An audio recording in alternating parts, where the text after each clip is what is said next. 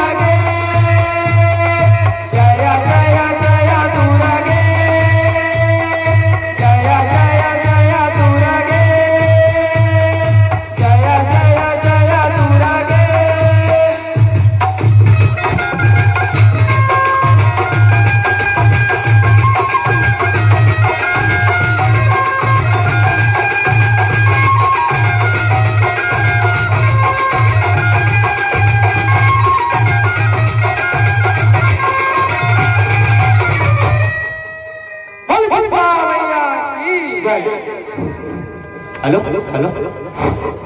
माटी है वो है तो बेलर गांव के मटासी माटी है वो मोरदाई हो धन और भाग धन और किस्मत की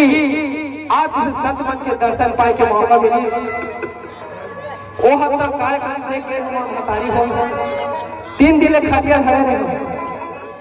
भाग सुहाय न वासी सुहाय बस लख लख ले बुखार में टिपे रही नियम कहा मोर संगवारी भाई वाली मोर घर की और किस चल रहा भाई अब माता रानी के दरबार सज के है। अरे गावत बजावत बच्चे जीव छोड़ी तो माता रानी शरण लग पा वही सोच के महतारी हो आज आप मन के बीच में बैठे और अभी हम जो कथा सुनाए में जात है माँ पार्वती द्वारा धुआवती अवतार। तो एक समय के बाद और महतारी हो जब भगवान भोलेनाथ गिर कैलाश में ध्यान लगाए बैठे रहे तब माँ पार्वती ना कौन जनी का विपत्ति का दुख ऐस भगवान भोलेनाथ अगर जाके दुख न वो विपत्ति न बोल रही पर भगवान भोलेनाथ अगर दुख नहीं से इस महतारी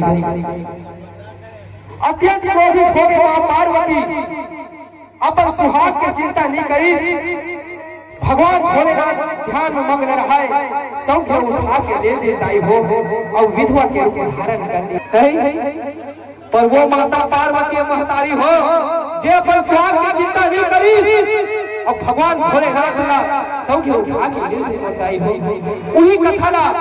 आप मन के बीच रखे पर जात हो। अगर ये कथा में मोर गायन में वादन में कोरस में अगर कोई भी प्रकार की गलती हुई तो यह बोध लड़का मल्ला अपन कोर के खिलैया बेटा समझ के क्षमा कर क्षमा कर बोल मैया की जय। धनी धनी भारत भुइया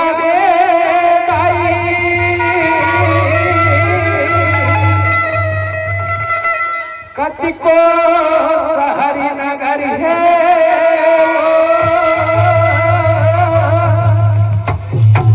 धर्मी अधर्मी करे बसेरा सबों के गुजर बसर है वो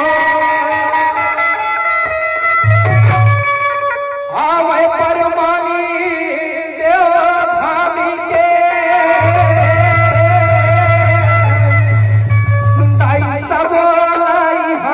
खबर के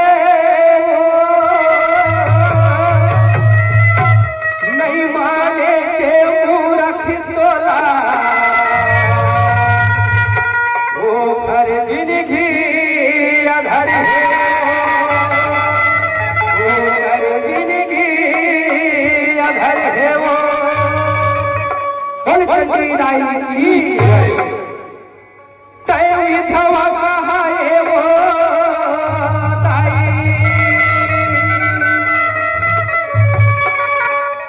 सदा